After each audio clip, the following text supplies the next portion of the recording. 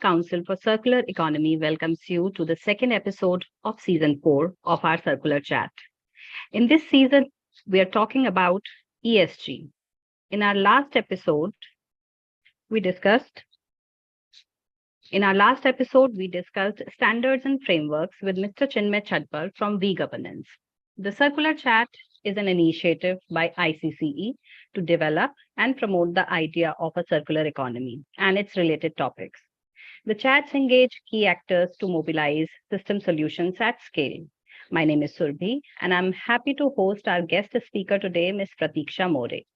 Pratiksha is Chief Founder, Host, and Editor-in-Chief of Sustainability101 and an ESG analyst. She has worked with organizations like Deloitte, KD Practice Consultancy as an ESG analyst. She has also been associated with some of the interesting firms like Earth 5R, Climate Collective, and RecycleX. She's an expert on scenario analysis, GHG accounting, BRSR, TCFD, CDP, and GRI reporting. She's currently freelancing as an ESG analyst and has founded Sustainability101. And this organization of hers, they are working to build a sustainable tomorrow. From inspiring podcasts and captivating boot camps, they offer resources to a growing community of students, experts, professionals, and veterans to learn, connect, and grow. So, Pratiksha, a very warm welcome to the discussion today, and thanks for joining us. Thank you, Surbhi, for most amazing introduction. That's great. Good to hear that. So, Pratiksha, we'll be starting with our question and answer rounds with you now to understand what are the environmental factors that one has to keep in mind when this ESG reporting is done. So, tell me, Pratiksha, irrespective of the sector, can you help our audience understand the major environmental factors that a company should keep in mind while planning ESG? Okay, thank you so much. Such a wide angle of question, but there are a lot of environmental factors play important role when company plan to do ESG reporting, such as carbon emission, the first and foremost carbon emission and the emissions of anything about product and services related. The second is product and carbon footprint, water consumption, water uses, biodiversity and land use, raw material sourcing. There are toxic waste and packaging and material waste. So many kind of electronic waste and the circularity. So these are the most important parameter which company has to look at when they are essentially planning for the ESG. So I would say the operations of the organization affect the environment directly and indirectly, and these are vary with the respect to the product and services they offer. So a company should have a system in place to identify environmental impacts and suitably review them to formulate adequate mitigating strategy to in a whole value chain. Like circularity affects the whole value chain. When company come up with any product life cycle and assessment, they literally change whole value chain to just differentiate that product, to make that product impactful. So once they do that, companies should have a policies and procedures and practices in place to assess and rectify the impact that they have on the environment. And to do so, they have to undergo with the life cycle of their product. And during this stage, they could involve a third-party person to just evaluate and ensure their findings are unbiased and reviewed by the industry expert. After that assessment, the most amazing part comes in the collecting the data. So most of the company who started doing ESG reporting understood that collection of data is important, and collecting it in a manner where it can be stored for a next time as well. Whenever you go back and look at the report, it should be there. So you make a policies and procedure and follow the practices as such. So after the assessment and collecting the data from the various department of the company would be able to highlight the environmental factors they are material to their company. When I say material in terms of ESG, I mean the factor which are important to their business and organization to survive. Like if, for instance, oil and gas and coal company, for them emissions are the major environmental factors. And for the pharmaceutical, it would be hazardous waste. Okay. Am I Right, right. making, yeah. So, Definitely, okay. So, definitely. yeah. So as a I would say as a preliminary step, I would recommend the entity can look for the comparative study on how it is performing against its peers. So if it is a banking sector, so I would say HDFC Bank is my client. So I would refer, I would say HDFC Bank. So let's see what peers are doing, what Yes Bank is doing, what IndusLand Bank is doing, what other international players are doing in respect to this. And so we can do a comparative study, and we can understand what similar industry peers are doing with both internationally and both domestically and globally, and post which they can address the shortcomings and make the disclosures more comprehensive in the years to come. So I would say, depending on the sector, these key issues and material topic vary. So if you can say the apparel industry, so if we can take an example of Raymonds. So for Raymonds, water consumption would be the major environmental factor. If we can take an example of textile, so water consumption again, for the textile industry, water consumption is there. So if we can say hard to abate sector like cement and steel, for them emission and the energy emission would be the most environmental factor, I would say. And Right. once this assessment is done, the company can explore and apply. So once this assessment is done, the company can explore and apply this industry practices to reduce and reuse the material and recycle, to recover material and resources, to gradually reduce their impact on the environment. And I would say they should also encourage their suppliers and customers to do the same and play the active part in the environment. Yeah, that's a very interesting point, Pratiksha, to include all the suppliers, also any stakeholders at that point, those who are involved Right. in all those activities. So they should also be included in this practice of Hmm. sustainability. Definitely. So every sector has their different environmental challenges, and they have, different scenarios pertaining to their own functionings and all.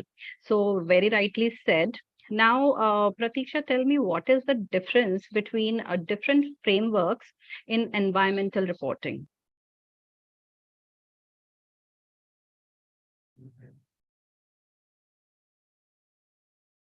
And where to start off when they start with the ESG reporting. So I would define what this framework means. ESG frameworks are the systems for standardizing the reporting and disclosure of ESG metrics. ESG metrics are ESG factors as well. As in environmental consumption would be the environmental metrics. In social, how companies treating their employee would be the factor. So in this, we can say there are over dozens of frameworks which are developed independently by the many different non-NGOs and non-profit organizations and business groups. They have developed this all framework called CDP, BRSR. BRSR is most prominently used in India, and it is mandatory by the SEBI, I would say. And with each framework emphasize different topics and metrics. For instance, one popular framework regarding to the session is on environment. So I would talk about environment most of the part. So the one popular framework called CDP, Carbon Disclosure Project.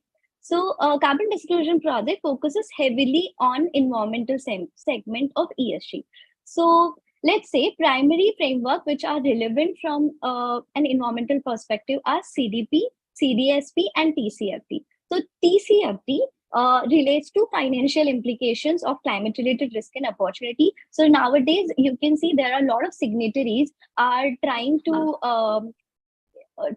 do a align their model with the TCFD framework, because it really give the wide opening to the investor firm, to the any firm which are looking for the future financial projection which relates to the climate change risk. So if physical risk can affect, like if the flood is you can't predict by sitting and by not doing any assessment. So TCFD is a much larger framework. I would say TCFD is a subjective in nature. What So I'll give an example. What is your approach to the scenario analysis? That is what the question I asked when I asked to the company who wanted to disclose the TCFD reporting, which is task force on climate related disclosure. So, and there is another. So in the TCFD, I would say, I would ask for the scenario analysis, and it should be very much practical example they have to give, and it is subjective in nature. I would ask what are the short term, what are the near term, what are the long term goal. So for this, the company needs to do a forward looking approach. There is this approach which evaluate in TCFD compared to the CDP, which is Carbon Disclosure Project.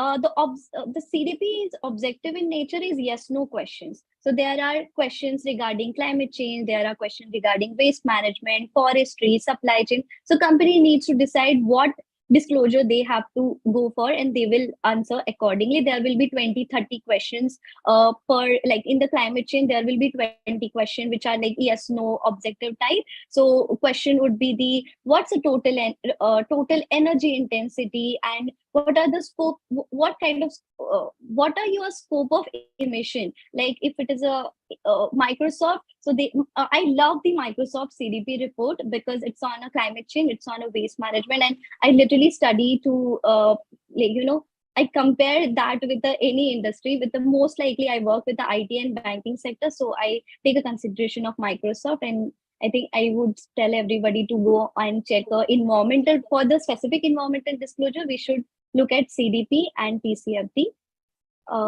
Another one I told about CDSP, right? Right. So Right. CDSP, Right. Absolutely. it's yeah. So that's great, Okay. right? You are bringing right examples here that you have mentioned Microsoft here. So definitely we have to find ideals also. So anybody who's working in the same field, they definitely look forward to the ideal, people, those who are doing it right. So Yeah. that's about the frameworks that we talked about. Now let's come to the data points. Tell Hmm. me which data points are least available or they need maximum attention when a company starts working on ESG. For my understanding, I love to play with data, and I like how companies are segregating, eliminating few of the data, compromising on, not compromising on few data, getting like putting a lot of effort to get a data while they are planning to do a ESG, because data is everything. You can't measure, you can't, like there is this phrase, you can't measure without you Yeah. can't measure Yeah, there without is a getting saying. major or something. Right. I So can't remember right now. data Yeah, definitely plays a major plays role here important role. in report. Right. Yeah. And I would say it depends on company's business model and what they wanted to Hmm. disclose. So every company's data would be different on their specific requirement. So from Indian context, data points pertaining to the environmental point of view, I would say the environmental compliance data, like fines and punishment data, is always there something which is like missing factor. Again, the emission data, because all of these frameworks are getting developed right now, so people are acknowledging it, people are learning it right now. So GHG emission, which is greenhouse gas protocol, comes with a lot of understanding, giving an understanding of GHG, how to calculate GHG. But there are this missing point like a scope 3 emissions. Scope 1 and scope 2 we can literally calculate, but scope 3 emissions are list company follow scope 3 emission. Again, the air emission, NOx, SOx detail, like particulate matter detail, VOCs, volatile compounds details. Again, in water, effluent discharge would be the concern. Then in the waste, I would say waste management data. I mean, production, segregation, consumption, and disposal. Those data are list available. We need to help the client to get a vendor on board for first requirement of ours, to just get a vendor on board and segregate your data, collect the data, put some meter or something, and tell us how much kg you wasted and you composted and everything. Again, in the last, I would say biodiversity related data, that is there in environmental concern. Social, I would say labor relation and social supply assessment. And in governance, cybersecurity is a primary thing, and this tax strategy. And I would say this much I have Yeah. So right we're now. talking about environmental factors right now. So we are talking about these factors only. So you have told us like scope 3 emissions, they are the, the least available data that we have, and some Yeah, air emissions also that we have. You don't find data easily on those parameters. yeah. So rightly said, the Pratiksha. Now, tell me what specific advice would you have for companies to work on to create a real impact?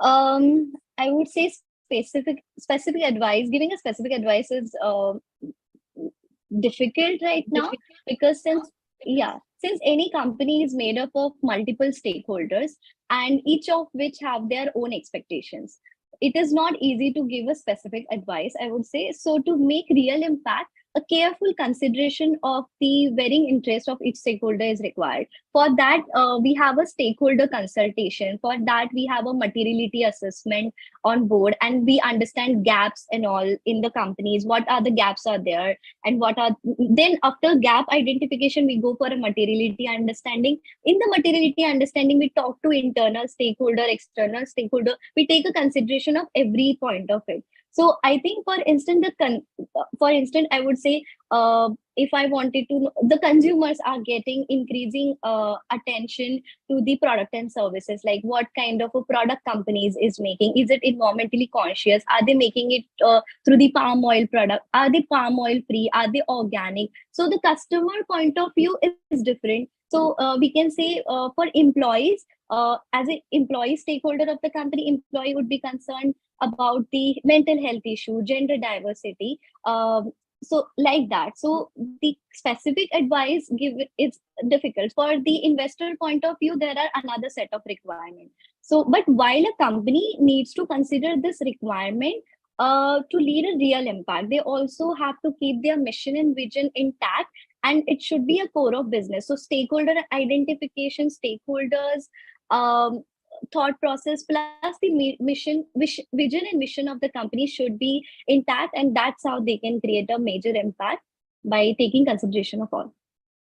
Right, right. Rightly said, Pratiksha, because every company is different, every organization, they have their different functionalities. So it all depends upon what stakeholders are involved, and what, operations they have actually. So we have a question coming Also, from Ashish. yeah, Hmm. yeah, sure. Yeah, so Also, we I have would say the live. that, Hmm. okay. Yeah, please go on. Please go on. No worries. Yeah.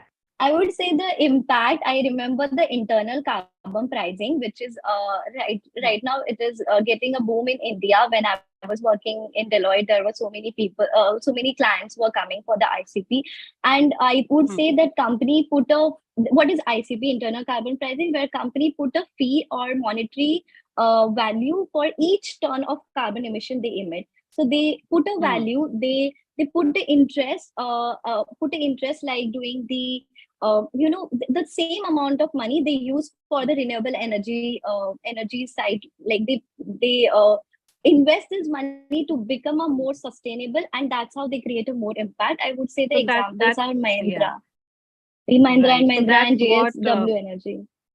right. So that's what Yeah, responsible behavior is, people, yeah. the organization is doing it deliberately to work towards this. So we have a question coming from Ashish. We have our live audience here. So though we are talking about ESG, but he's been asking about e-waste. But right now we'll not take the question as such, but instead I would ask that if you could answer that how e-waste management companies they need to consider ESG reporting. We are turning the question around a little, Ashish, because right now we are discussing about ESG. We want to be on this topic only. So, Pratiksha, tell us how the companies, those who are dealing in e-waste, how these companies can do their ESG reporting effectively. Okay, it would come under waste management sector. So they would Hmm. follow a lot of policies and procedure and regulations and legal requirement which are coming from the government side. So what they wanted to do exactly, like how they are will go for a ESG reporting. Right, right. How these e-waste management companies, there are companies, lots of companies, those who are coming into e-waste sector now. So they are having their operations, their plants are there, processing plants are there. So for them, how they can decarbonize, what all factors they should be keeping in mind. Okay, it would be hard to answer because I never dealt with the e-based company, but I would again correlate with the manufacturing. I don't know where it comes into the place in the Yeah, you sector-wise can, data. because they Yeah, are actually, these are basically, they are into operations, they are into manufacturing or shredding, or, there okay, are byproducts also coming out. There are things, those are getting recycled. Any like MRF facility is there. So it would be almost the okay. same. But yeah, if you have something to ponder upon this.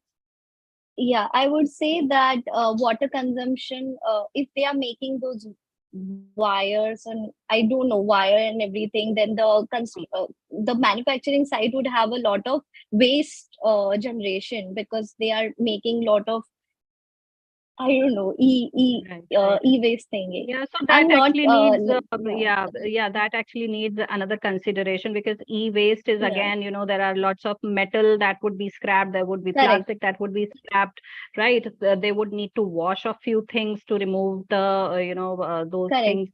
So yeah, again, So water and considerations, waste I would be think, the yeah, yeah. So considerations would remain the same for them as well. I think the frameworks and standards that we have already talked about, they will remain the same for them as well, I think. They won't yeah, yeah, be, yeah. definitely. So we Yeah. are answering this question, Ashish, in the terms that we are talking right now. Otherwise, that's a completely different question, altogether a different topic, that considering Yeah. e-waste, right? So let's get Yeah. back to our topic now. So we were talking about, you have told us how the companies can make real impact. It is different for different Yeah. companies to keep their vision and mission in mind. So now, do you find, Pratiksha, some sectors which are more keen to work on environment than others? So right now, a lot of companies coming up with they wanted to do something regarding environment and ESG. But I would answer it shortly. Yes, there are few sectors which are doing which are really interested, and yes, there are hard to abate sector which are metal industry like aluminum and cobalt and copper industries are coming up with a they are really interested to know what are the impacts of the cobalt and aluminum. There is even our government is working on the decarbonization for this sector, a particular sector, I would say. And yeah, there are glass in ceramics, and there are oil and gas and mining sector, and food and beverages sector are coming. You can see there are a lot of reports nowadays are published on the same FMCG topic. So these are the sectors are more keen to work on environment, and they are doing nicely. Like I can give an example rightly, Unilever. You can go on Unilever page, and they are doing a marvelous job. Even they are literally putting their money into the R&D of how we can, you know, get a less plastic and more biodegradable products as a multi-layer plastic opposite to multi-layer plastic. They are doing a lot of research. So that's Right. all I have. Right. So absolutely. See, these FMCG companies, they are the biggest. I think these they contribute as the biggest producers of the waste, actually, throughout Yeah. the cycle, if we see. So definitely they should be keen to do all these things. And I hope many more companies and many more industries start thinking on the same lines now. Now it's high time that everybody has to think on these lines of circularity and sustainability, right? So Yeah. it was a really nice session with you, Pratiksha, and thank you for being here with us. And I would also like to thank everyone who was present today for this live session. And I hope we have had an enriching session with Pratiksha today. So if you have any further queries, you can write to us on info@icce.com. And once again, I would like to thank all of you for joining us here. We'll be back at the same time next week. And if you don't want to miss out on any updates or future conversations, do follow our social media pages and subscribe to our YouTube channel. Thank you. Thanks a Thank lot. you, Surbi. Thank you, Surbi. Okay. Thank you. Okay. Yeah. Bye-bye.